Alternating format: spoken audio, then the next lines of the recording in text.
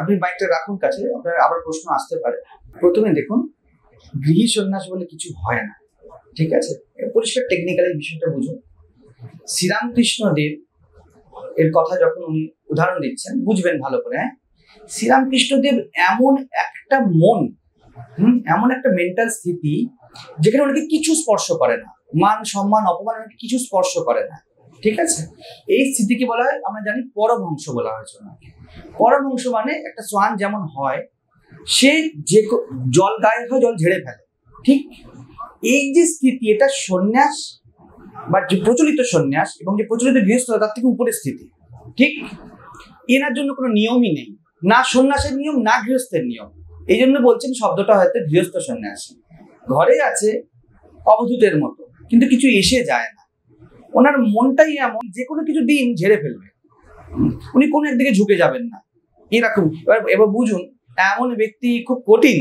আমরা সাধারণত যে ঘরে বুঝি, যে আমাদের শিব ঠাকুরের গল্প আছে না, ছোটবেলা থেকে শুনেছি, যে পার্বতী বলেই যে শিবের কিছু গায়ে লাগে না, ও ধ্যানেই আছে।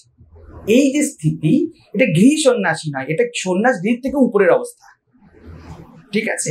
ওই জন্য সো কল্ড সন্ন্যাস, গেরুয়া পরে মাথা মুড়িয়ে, ওর যে পারপাস ছিল, কেন মাথা মোড়াবো, কেন গেরুয়া পরবো, ওটা ওনার মধ্যে হয়েই গেছে, আর দরকার নেই।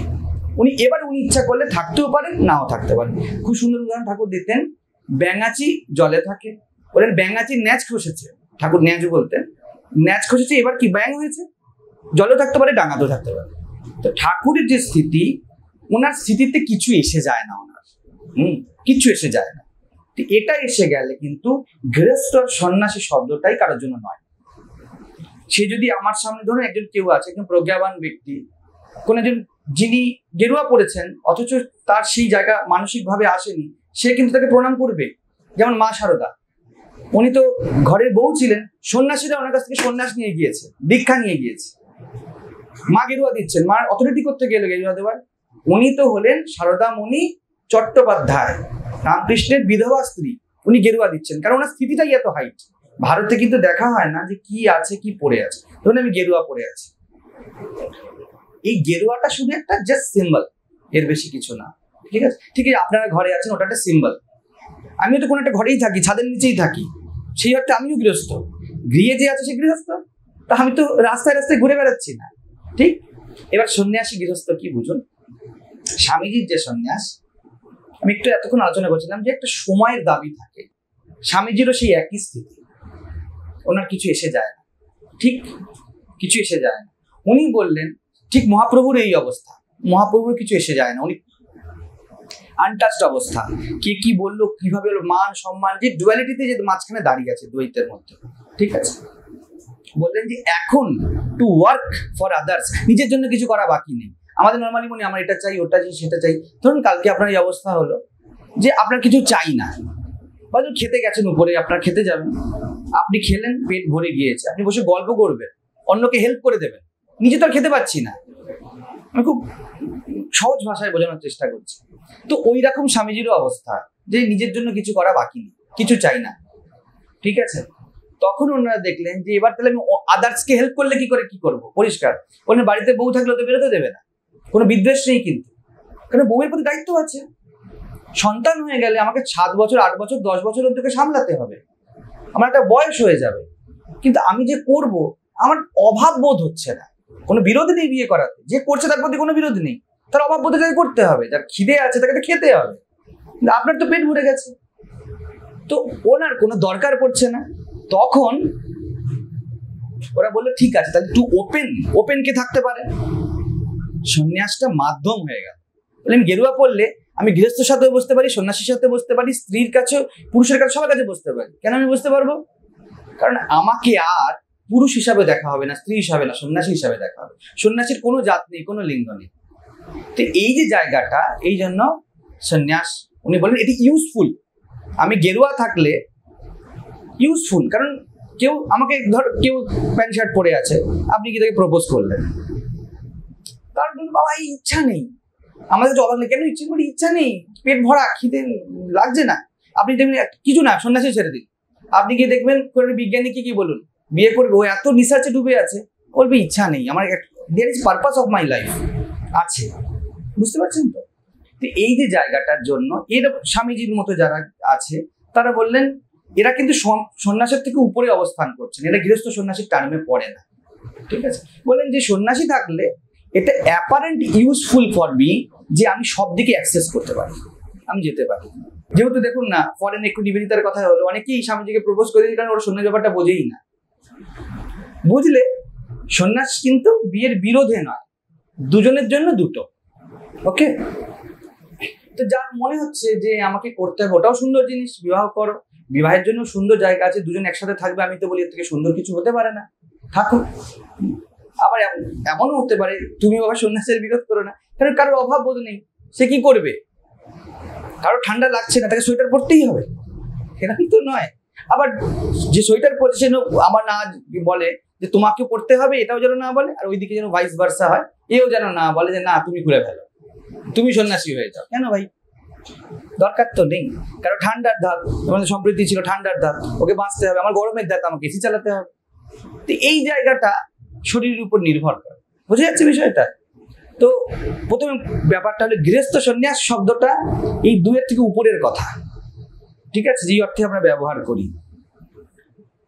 আর সন্ন্যাসী একটা সুন্দর দিক যে এগিয়ে চলছে, তার মনে হচ্ছে আমার লাগবে না, গৃহস্থ মনে করছে আমার লাগবে, এই দুটোই সমাজের দুটো দিক হতেই পারে। আর যাদের কথা আপনি বললেন এরা হলে এই দুটোর উপরে, ফলে এদের জন্য ইউজফুল হয়ে যাচ্ছে সন্ন্যাস।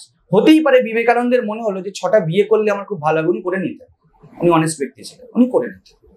বুঝে যাচ্ছে বিষয়টা? গেরুয়া বসন পরা তো আমরা কাউকে সংসারে দেখতে পাই না, তারা তো সংসার ছেড়েই চলে যান।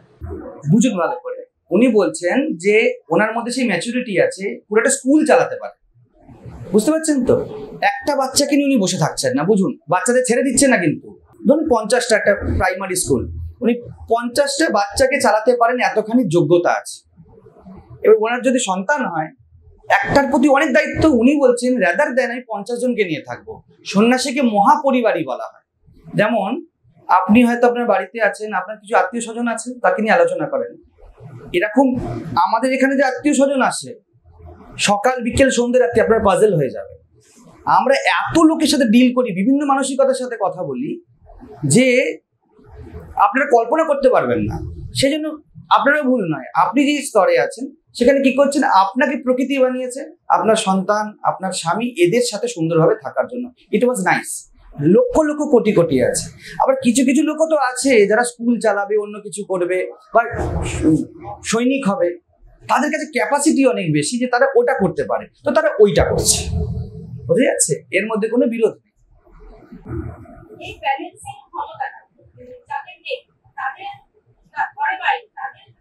ব্যালেন্সিং বলতে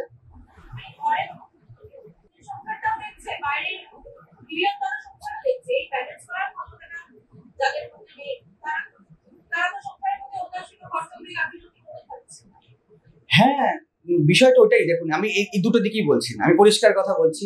এই ব্যক্তি যে যার কথাই বলা হোক, সেটা মানে যে ব্যালেন্স করতে পারে, প্রথমত ব্যালেন্স করার কিছু নেই, নিজের রুটকে ফাইন্ড আউট করার বিষয় আছে। আমার কি চাই, যাকে আপনি ব্যালেন্সের কথা বলছেন সেখানে নিজের রুটই খুঁজে পায়নি। হোয়াট টু ডু, একটা বাচ্চা না 50টা বাচ্চা, ব্যালেন্সের বিষয়ই নেই। কিন্তু আপনি যদি বলি, আপনিও আমার কাছে একটা মিত্রের মতো, ওই দেবু আছে, ও আমার কাছে মিত্রের মতো, এখানে ব্যালেন্সিং এর কোনো ব্যাপার নেই আমার কাছে। ওর সাথে আমার রিলেশন আমি মেনটেন করছি, আপনার সাথেও করছি, কোনো কিছু স্পেশাল নেই। আবার কারোর কাছে কিছু স্পেশাল থাকতেও পারে, তাকে আবিষ্কার করতে হবে হোয়াট ইজ মাই কাপ, আমি কোন কাপে চুমুক দেব, কোনো অসুবিধা নেই। কিন্তু আপনার ক্ষেত্রেও তাই, এনার ক্ষেত্রেও তাই।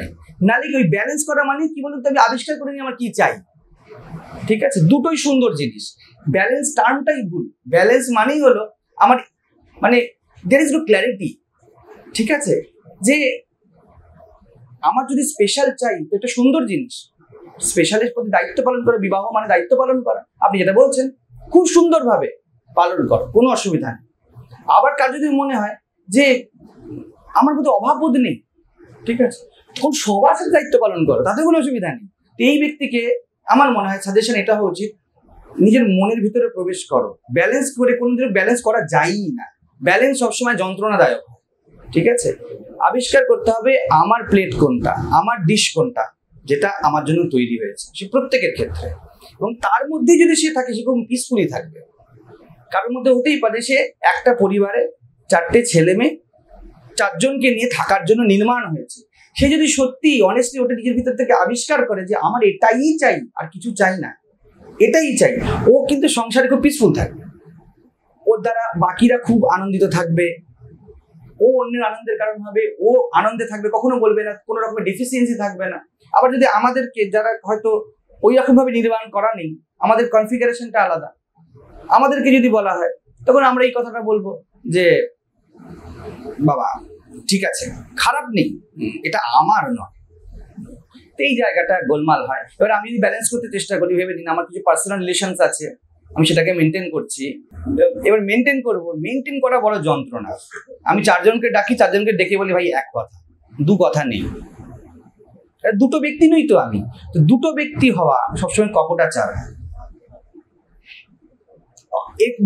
মাথায় রাখতে হবে এই ক্ষেত্রে যে সন্ন্যাসী সে আধ্যাত্মিক আর গৃহস্থ সে আধ্যাত্মিক নয়, তা কিন্তু নয়। যে নিজেকে আবিষ্কার করে বুঝেছে আমি গৃহস্থ জীবনের জন্য নির্মাণ হয়েছি এবং খুব পিসফুলি গৃহস্থ জীবন করছে, সে আধ্যাত্মিক। আবার যে মনে করছে যে আমার গৃহস্থ জীবন আমার জন্য নয়, কিন্তু নিজের মনে নিজে খুব অনেস্টলি গিয়ে সেটা আবিষ্কার করেছে এবং সে সন্ন্যাস নিয়েছে, সেও আধ্যাত্মিক। বুঝে যাচ্ছে বিষয়টা? এরম ব্যক্তিকে সাজেশন দিতে হবে। এবার জানি না কি হবে, একটু ধ্যান করো, ভালো করে একটু ধ্যান করো। ধ্যান যত প্রবেশ করবে আপনারা বুঝতে পারবো আমার কি চাই, নিজের সাথে পরিচয় হওয়া দরকার। শ্রীরামকৃষ্ণ খুব সুন্দর, আমি অনেক সময় উদাহরণ দিই, আমাদের ছেলেদেরকেও বলি, বড় অনেস্ট। বউ শুয়ে আছে সামনে, পরিষ্কার কথা, কি চাই? বললো মন পেটে এক মুখে এক করো না, কি চাই বল। আমি আবারও বলছি, দুটোতেই হতে পারে, সমান ভাবে হবে, ঠিক আছে? আমি কখনই বলবো না বিবেকানন্দ থেকে রামপ্রসাদ ছোট ছিল, সমান ভাবে জ্ঞানী ছিল। রামপ্রসাদের এক একটা গান জীবনের শেষ কথা বলে দিয়ে চলে গেছে, এদিকে মা জগদীশ্বরী আর এদিকে পরমেশ্বরী, 2 মেয়ে বসে আছে, বেশ। কারণ রামপ্রসাদ গৃহস্থ থেকেই হবে আর সন্ন্যাসী থেকেই হবে বিষয়টা নয়, বিষয়টা হলো আমার কি চাই, এটাকে আবিষ্কার করতে হবে এবং তার সাথে খুব ন্যায় করতে হবে। এটাই ধ্যানের লক্ষণ। ধ্যানী ব্যক্তি আধ্যাত্মিক, সে যেখানেই থাকে, এটা দরকার। আপনি এইমাত্র বললেন না যে ওনার প্রশ্নের উত্তরে যে আধ্যাত্মিক হতে পারে সংসারী ব্যক্তি, আবার সংসার ছেড়ে বেরিয়ে গিয়েও সে আধ্যাত্মিক নাও হতে পারে, এটা একটু বুঝলাম না। যে ব্যক্তি নিজের কি চাই, আমি সেই ওই রেলমেই কথাটা বলছি, এটা আবিষ্কার করেনি, সে আধ্যাত্মিক নয়। সে যে পোশাকেই থাকুক, যেভাবেই থাকুক। কেউ সংসারে আছে, বইয়ের সাথে স্যাটিসফাইড নেই, সে এখন নিজেকে আবিষ্কার করেনি, সে আধ্যাত্মিক নয়। কেউ সন্ন্যাসী আছে, সে ডিসস্যাটিসফাইড, সেও আধ্যাত্মিক নয়। বুঝে যাচ্ছে বিষয়টা?